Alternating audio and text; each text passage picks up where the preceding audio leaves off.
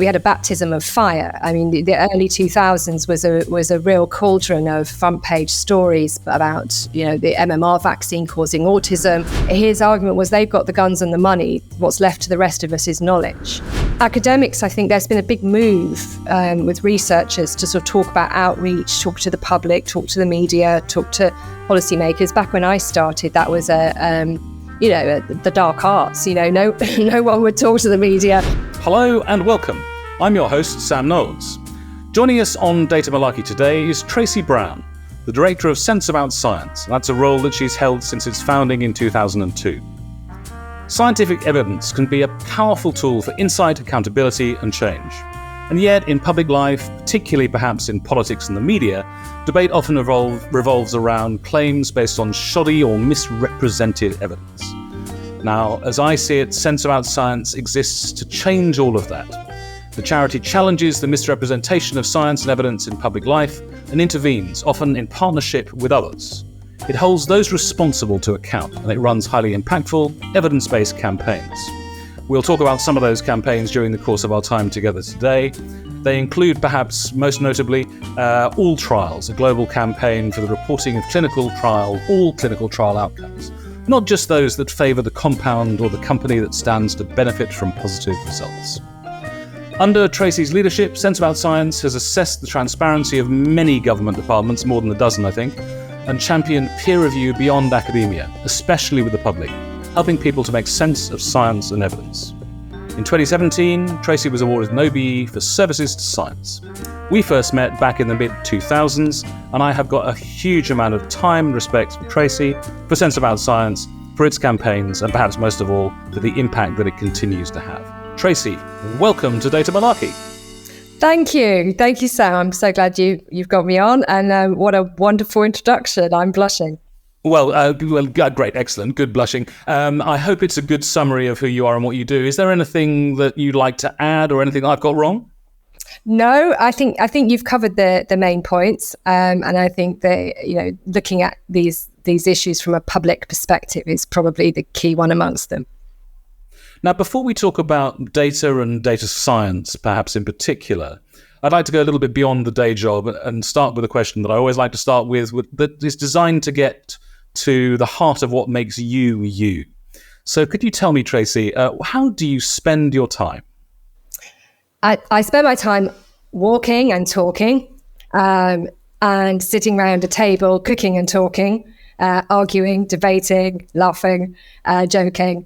A lot of talking. I spend my time talking and arguing a lot. Do you? I'm reminded of Daniel Kahneman, the Princeton psychologist, who when his long-term partner Amos Tversky was around, they used to like to go and walk, not too fast, not to get out of breath. Are you a fan of the walk shop? Do you like to kind of walk and talk and discuss at the same time? Yeah, absolutely. I think walking is a wonderful way to think, and you seem to think at the right kind of pace. I think it's a very good way to mull things over, and it's really okay to fall silent when you need to think when you walk with somebody. So I walk in company, and I really enjoy.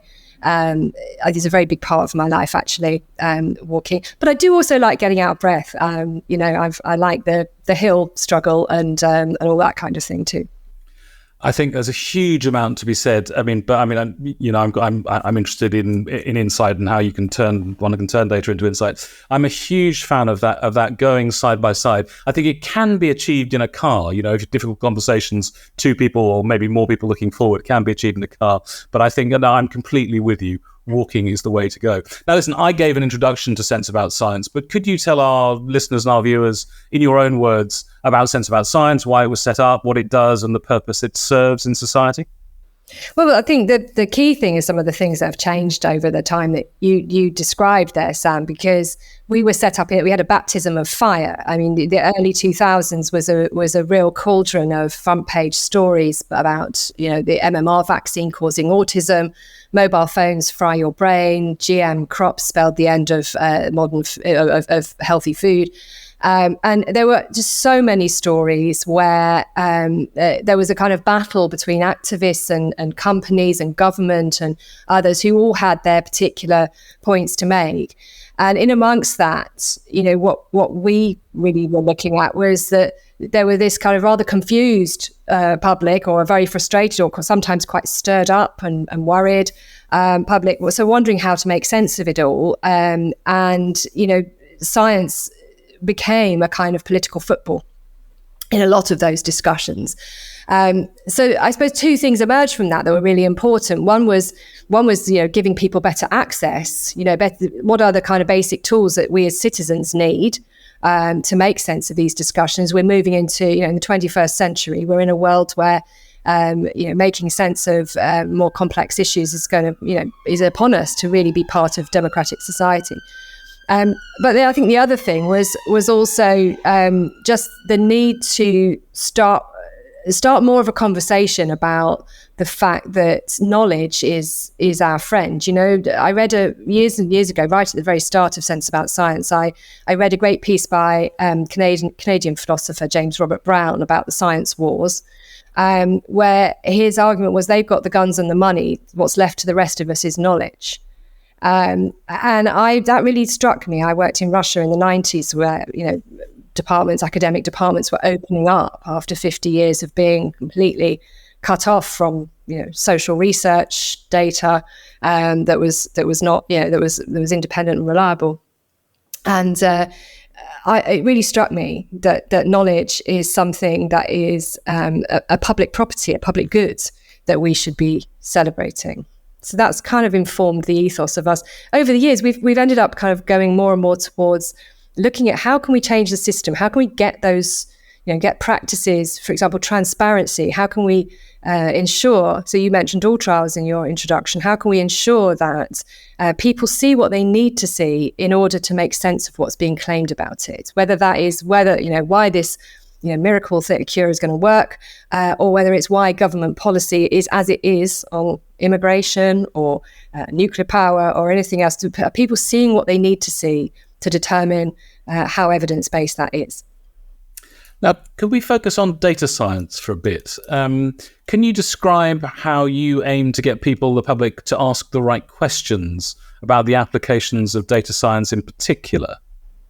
This is a really big one, isn't it? I mean, data science is something that. So we published a public guide to data science in, I think around 2018, yeah. And it was the first one of its kind. Now, when you think that already at that time, major governments around the world were announcing, big data strategies. So, European Commission had announced a sort of 10 billion euro project, but you sort of knew that the people who were doing those announcements and the people who were writing the press releases and the people who were reporting it in the newspapers all secretly wanted to ask, by the way, what is big data? But the moment sort of seemed to be passing when we could actually equip people with what they needed to have a conversation about the role that data would play and the questions that would present for us. So we started there with, what are those questions? And there are three key questions, which is, where did it come from? What are the assumptions? And most importantly, can it bear the weight we want to put on it? That is a question that's drawn from all of Sense About Science's history. Is the real question is not, is this good evidence or is it bad evidence? But can it bear the weight of the decision you want to make on it? And that's something which I think is probably our sort of 10-year, next decade. That is something we have to get across to society. That is a key question to ask. And have you found it straightforward, or have you found it straightforward to generate impact with the public in getting them to getting the public to understand data science better using both the guide and your kind of frameworks that you've given them? Yes and no. So I think you can say this is not an easy sell, right? There's a wall already. As soon as you even to use the phrase data science, there's already a wall up. And you can see it very much. We've just had Evidence Week in the UK Parliament talking to MPs about about using data to understand a whole range of different issues. For example, using the mobility data that was gathered during the pandemic to now begin to understand things like, are people moving back into cities or not? And what is the implication going to be for economies, for city economies and for the towns surrounding those cities, where people are now spending, money on a latte at 11 o'clock instead of in the city. So we were talking to MPs about all this. And when you talk about you need data science, you can feel the wall go up. But when you talk about here's a knotty problem, let's look at what we can actually understand by this and use data in that way, then that's where you need to start. So if you start with the question as it presents itself to society, then I think you have a conversation. And it's no different from talking about any other kind of evidence, except in some ways it's easier because data lends itself to better ways of presenting. I just feel that it's a lot easier, for example, to show people visually what the evidence is that you're getting across to them. So I think in that sense, once you have established the question of interest, it's plainer sailing. When it comes to talking about what do we need to do as a society to make sure that things that are going on in data science are, things we're happy with, that the sort of unpack the black box type stuff, that's trickier. And I think we have some way to go. I've just been talking recently to different groups about why it is that we need to look at the standards of data science providers, AI and model providers and others, software providers. And where I started was, when you plug a toaster into the wall, you don't wonder whether you're getting 50 volts or 5,000. There are standards that are set, and we need to start thinking about what those standards are for data infrastructure and for major applications, particularly now that we're looking at rolling out a lot of applications across the health service and other areas where life and death decisions are made. We're looking at using data to determine which regions, not just in the UK but internationally, looking at which regions should receive funding and that kind of thing. So I think understanding that we do need to start putting in place some standards. That's a hard discussion to have, but I think there are ways to get there. I think it's so interesting that you talk about the way that you frame the discussion, the debate about data science. If you talk to parliamentarians or members of the public about data science, they kind of glaze over. I often think that because I'm so interested in better application of data of all sorts, including numerical, but better application of data of all sorts in narrative and kind of balancing that emotional and that rational side. So often, so many people being not innumerate but struggling with maths or being maths phobic. If you talk about using data and using numbers in a way, and then you talk about household budgeting, or you talk about kind of context of cost of living, suddenly people are going to be much more engaged because it bears relevance to them. But these abstract notions of data science itself, or of mathematics, or whatever it may be, can be an absolute turn-off, and it's including to those who are making laws and who are making regulations on it. On looking at it from what you do from a slightly different perspective, is it fair to say that one of your roles is to kind of help academics explain the meaning and the impact of their research with more clarity, and at the same time get the media to report science more simply and more responsibly? Do you see yourself fitting in that fulcrum, looking in both directions, kind of Janus-like? Yes, to an extent. Before we talk about that, perhaps, Sam, I'd love to pick up on something that you just said, which is about this, this question of how people, how you connect the data on the one hand and the issues as they arise in people's lives when you say household finance. And I think that there has been a bit of a shift. I spend quite a lot of time talking to national statisticians, and talking about, the value of official statistics and the independence of them and so on. And I think there's been a bit of a shift to understanding by those that produce those statistics, that data, to realizing that they're answering questions, that their job is not production of evidence, it's answering questions, and that they need to do a bit more work to connect. And this comes to the question you just asked me, which is, that academics, I think there's been a big move with researchers to sort of talk about outreach, talk to the public, talk to the media, talk to policymakers. Back when I started, that was the dark arts. No one would talk to the media, and it was really, really difficult to get people out and responding to the kind of issues that I mentioned earlier. But now I think there's a big discussion about your research impact and your outreach. But a lot of that is in the sort of form of, I'll come up with a lay summary of it or a self-promotion of it or something, rather than thinking, okay, but what's the question that's being asked out there in the world? So I've asked my research question, but what's the question being asked out there in the world that this connects to and might shine some light upon? And that being the place to start. So I would say that I spend most of my time, or certainly my colleagues, spend most of the time talking to researchers about exactly that. Yes, that's great what you've done. It's really, really interesting. But, if you're going to be out talking about it with people and you think that it's worthy of, putting a press release or coming and talking in Parliament about or whatever, you need to be thinking about how does that help someone ask those questions. And I think that we're in the business of answering questions, asking and answering questions is a really useful way for us to all be on the same page.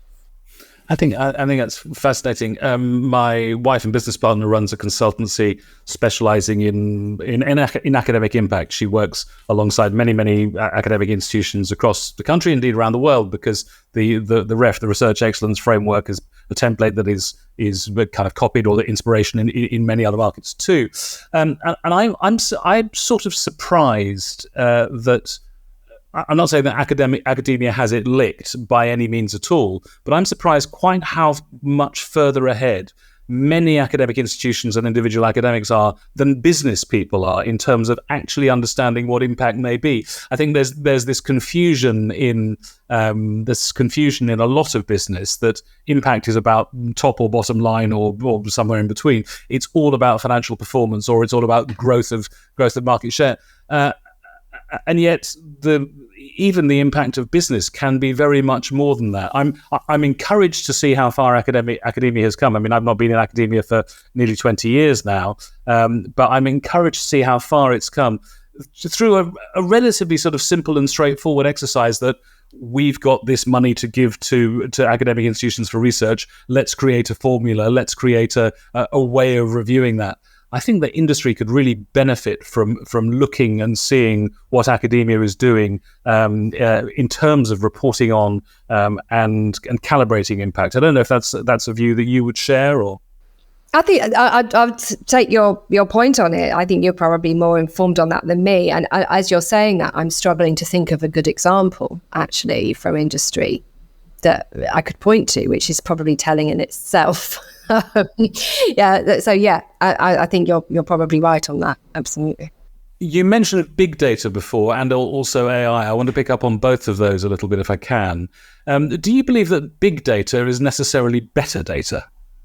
No, and I think that's actually, talking about misconceptions, that's actually a misconception we need to deal with. One of the key things that we found ourselves explaining as we sort of rolled out the public guide, and subsequently we've rolled out a number of other collaborations around that, has been that the key question is to first of all establish whether the data was collected. I don't know whether you're a plural or a singular show for data, but data were collected to answer the question.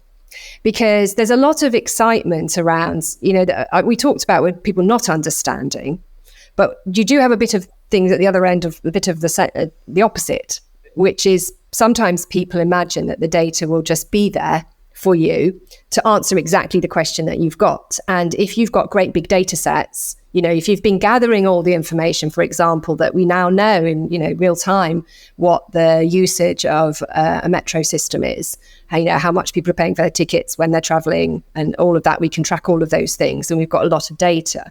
So people imagine that that's actually designed in such a way that you can just ask any question of it. And they don't realize the research process where you would actually think about the biases that exist in that data set. You'd remind yourself in doing this that you're only looking at a past. That's the whole point about data is always past. We're always looking at the past, which means that we've always got to apply a lens of thinking what was going on then that might not be going on tomorrow. And those simple understandings, I think, are really, really important as we approach data sets. And then we think, okay, it's not about the size of the data. The size sometimes counts, but it's about understanding how well the data answers the question. And there are times when a small study where the data is gathered in a way that has anticipated all the biases and the limitations and the strengths, and it ensured that you're actually getting data that answer the question rather than a proxy question. For example, you might want to find out whether somebody is experiencing ongoing pain following a treatment intervention, but you may be reading something such as their doctor visits, follow-up visits.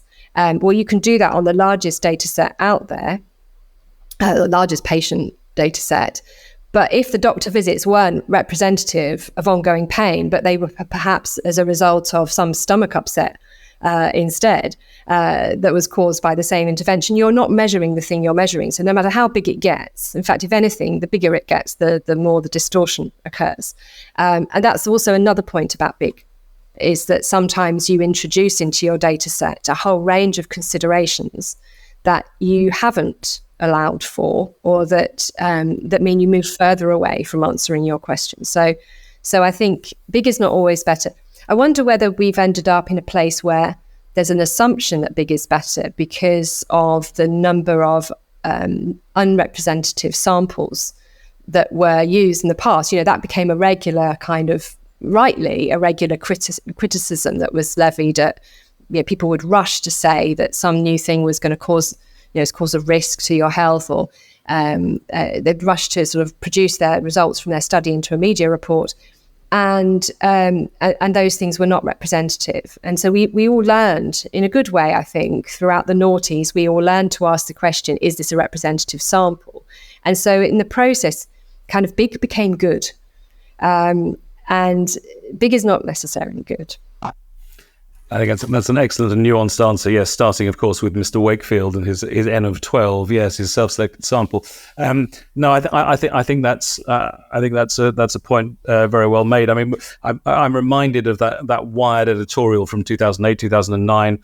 That Chris Anderson's editorial said the data speak for themselves. It's the end of research. We don't need to do it. And then inconveniently enough, up comes Google Flu Trends, which was going to change the world. And it seemed that the biggest predictor of influenza in the United States was the college basketball season, because they happened to kind of correlate. Anyway, that's the thing on big data. I think that's a lovely answer on big data. What about you mentioned AI? What do you feel? Do you feel excited at Sense About Science, or threatened, or nervous about the sudden emergence of these apparently powerful AI tools in the hand of everyone for $20 a month, from ChatGPT to Bard and many more besides? What do you feel about how that may impact your work in, say, the 10, 15 years to come? I think it's very exciting when you look at specific suggestions about what is possible. We live our lives in systems that are highly inefficient in many cases. Anyone who has had had a sort of skiing or a horse riding or a football accident, has had to reload the load of broken bones, and has had to kind of make their way through a health service, kind of getting your radiography bit and your doctor bit and your consultant bit, and we'll see that the joined up character of that is something that has eluded systems, that our human made systems, and trying to bolt them together as the world becomes more populous, more sophisticated, and we demand more of our services, that those things are elusive. And I think we're now in a situation where it's exciting to imagine that there are new tools available to problem solve. And I think in the grand sense, there are a lot of jobs that are quite tedious to do. And if we think that, I know there's a very uncomfortable piece about putting people out of jobs there, but there's also a lot of jobs that, you really wouldn't wish on most people, and you would wish that they would actually have the opportunity to go and do something better with their time. I was a student in the years when, in the summer job was to do data entry, which was soul destroying, absolutely soul destroying. Fortunately, in the early 90s, the Walkman, late 80s, the Walkman was invented and quite popular too, which is like just got us through it. But that the huge effort that used to go on those things, and now we can delve into things. Very excited by what it means for things like history. That we have these great big data sets. You take, for example, the Lloyd's Register. It has all the shipping data for going back centuries, in many, many types of documentary format. And it will take really quite sophisticated machine learning to actually be able to use all that data and pull it out. But fascinating, absolutely fascinating. For example, in there is the whole story of slavery. Because slavery story was not told. Not it's told narrative, with narrative stories that passed through the ages, but the slavery story was not told in numbers. But there it is in that material, and that is very, very exciting. So intellectually as well. So I think that's my positive bit. Okay, what I think is that we are not in a great position as a society as a whole to yet understand and think about the framework around this that we are happy with. And so my greatest concern is it's like giving a bunch of tools to people who haven't yet got quite the dexterity for it. And they, something might happen that they're not aware of. And the not aware of bit isn't that we'll suddenly create a machine that, we're creating Skynet, and, the machines are going to start doing all these dreadful things and so on. I think we run the risk of banal error being rolled out on a big scale, and we live in quite a world that's quite sort of not very shock resistant, I would say. So if you only have to look at what happened in Silicon Valley a month or so ago with the banks, a little bit of a rumor starts to circulate, people start to wonder, and these things become catching. So you see something that happens where we're fragile, and so when we have these volatile systems, if you imagine something that deleted a whole load of records accidentally, or was unintended because parameters weren't set properly, you can imagine that it wouldn't so much be that was the problem, but the aftershock of it, of people panicking in response that we suddenly didn't know who had, how many mortgages have been agreed or whatever. This is the kind of thing that I worry that we will have, we will forget that certain parameters need to be defined in rolling out these tools. And I'm thinking in particular in relation to administrative data. In the sort of data that's being gathered and stored as part of our interaction with state services and so on. I think that is something that I don't feel that governments are ready for. I don't feel that commissioners of services are ready for. And that's where my concern would lie. Your organisation, you have led over more than 20 years some incredibly impactful regulation, legislation changing, opinion changing campaigns. And because of your rootedness in evidence, you are really very good indeed, individually and as a team, at bringing together narrative and numbers, stories and statistics. Have you got any?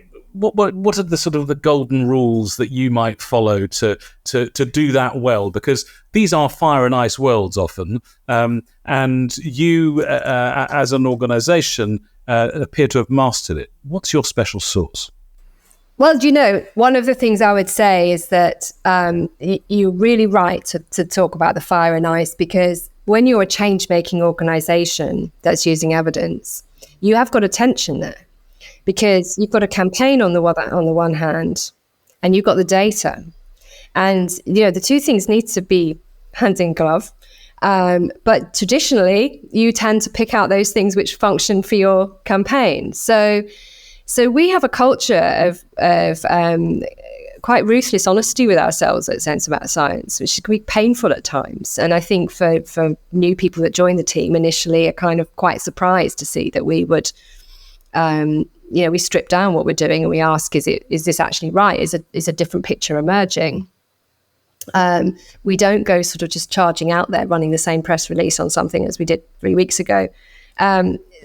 But it's a really important point, this, because, and I think this exists right across the sort of change-making, campaigning, advocacy world. This very, people are having to think about this quite carefully at the moment, because they're learning that data is a way of telling their stories, that's so much more effective and powerful in some cases. So particularly if you're talking about things like marginalized communities or, the different experiences that some groups have. Those are things which we need numbers. They're the currency of describing what we think is fair in society. And we need we need evidence for that. But at the same time, the traditional thing to do in a campaigning organization is to bend that, or to be cherry pick that which serves your purpose. So I think this sort of what we might call the data revolution has put this question to a lot of organizations, and I'm curious about it. Actually, I think for Sense About Science, it's never been too much of a challenge, because we're surrounded by people who, in a sense, it's like an ongoing peer review in your head. That people who keep you honest, there's no way that we could utter something without, a bunch of people jumping on us if we were wrong. And so we kind of, we're sort of policed, if you like, into that position of going with the data. But I think it's interesting when you think, you ask, what are the opportunities here? There's a great deal of opportunity for people who have been for a long time trying to be heard on important social issues to tell their story in a different way. But they need to think about, what does that mean? Because if you sign up, then you have to sign up in full. And sometimes the story that you discover in the data isn't quite as you imagined it. That's what I'm getting at. So what's the worst example, Tracey, of the misuse of data that you've ever observed, either in your own career or more broadly in the public domain? I have a sense that you might want to talk about the AllTrials campaign in this context. Well, I do want to talk about the AllTrials campaign because it is global and it's an egregious misuse of data. The situation was, and until very recently, that around half of clinical trials are being published, and that's probably an overestimate. When we deep dived into some of the specific areas of clinical trials, it was worse than that.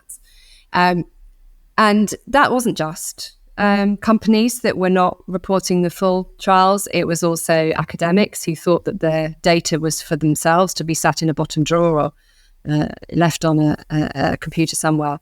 And there's been a big culture change through the AllTrials campaign that has signed up tens of thousands of patients, doctors, researchers and others to change that and to ensure that regulations are enforced, that clinical trials should publish their results within a year.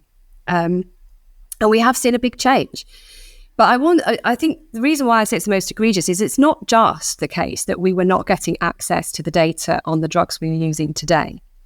It's also that data is the baseline against which we judge new interventions. So if you're working in a company or you're academic researching and you come up with a compound that you think is going to make a contribution, that is immediately, whether or not you take that forward, is immediately compared with the drugs that exist already.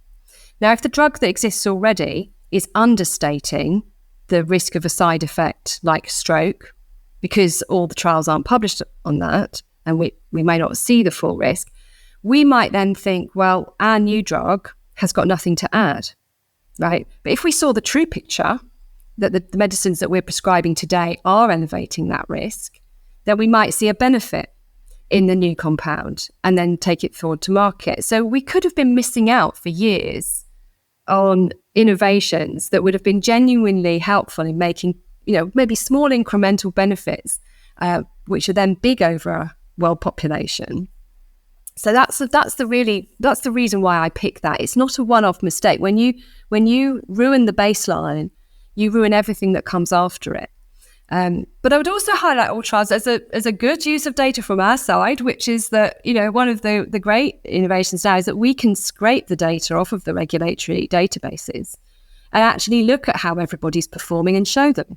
So league tables is just one of the best ways to get people focused on their responsibilities, and we were able to sort of shine a light, but also back at the regulators, not just at those that should have been sharing their data, but back at the regulators to say, look, you think you're regulating this effectively and you're not.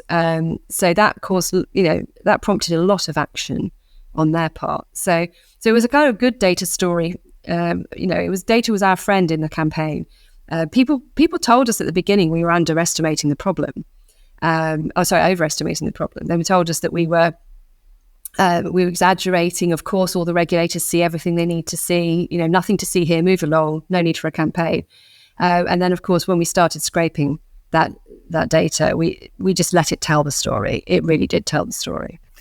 You made me think actually of the way that the large language models, ChatGPT and others, can learn based on what they're asked, and based on what the internet set up, or the Western internet perhaps set up until September 2021, and then you ask questions of that, and most people don't bother to set their privacy to say don't include my search and this output in your field, and you build kind of bad data upon bad in that kind of convergent thinking exercises that all these things do. So I can see another area for you to be doing some investigations in AI in a few years to come. Is there anything that I haven't asked you that you think I should have asked you about the way that you and your colleagues make use of data? Do you know, I think perhaps you should have asked me what's going to, whether we can really nail this, because that's the question on my mind at the moment, is really, can we do what we need to do over the next 5 years to get people where they need to be to stay in the conversation? That's what's on my mind, and I feel that's the bit that if you'd asked me that, I probably would have winced, because I genuinely don't know, and where I feel nervous is, we've covered this ground just in this short conversation. We've covered this ground from really exciting developments, things that might transform the services we use, the products we have, the way we go about interacting, all sorts of things, way we understand the world. And then a whole load of risks that come with that, of it becoming more alien to us, and big groups of people not having access to the stories that are being told in other settings, and I feel that it's very hard at the moment to predict which way that's going to go, because it feels very vulnerable to me to like one bad story or a terrible scandal or that kind of thing. It just feels to me as though it's nothing is a given and it's all to play for, and that we all have some responsibility in trying to make that as an inclusive a discussion as possible, and trying to use, as you say, not just data and stories, and so that we all remain a part of this society that's charging forward, looking at those new opportunities. Well, I'm glad not to be responsible for making you wince, but I'm glad to have given you the opportunity to make yourself wince. Finally, Tracey, can you tell our listeners or viewers where they can find out about you and the organisation online, in social media? Are you particularly active in particular places? Well, we're kind of still active on Twitter. We're watching to see what happens and whether it's all going to be worth it. But we're at Sense About Sci on Twitter, and www.senseaboutscience.org is where you can find access to all our publications and activities. Very good. We will include those in the show notes. I'd like to thank you, Tracey, so much for your time, for sharing your approach to using data smarter. I know it's true. If there were more people with your approach to data and evidence, And I think it's so neatly captured in your LinkedIn profile with all of those I Heart Evidence badges. I think there'd be a lot less malarkey in the world of scientific evidence and a lot more data common sense. Tracey Brown, Director of Sense About Science, thank you so much for joining us here today. Thank you. Thanks so much for listening to Data Malarkey, the podcast about using data smarter. To find out what kind of data storyteller you are, why not take our data storytelling scorecard? It takes just 2 minutes to complete and will give you a personalized report right away. Visit data-storytelling.scoreapp.com or follow the link in the show notes.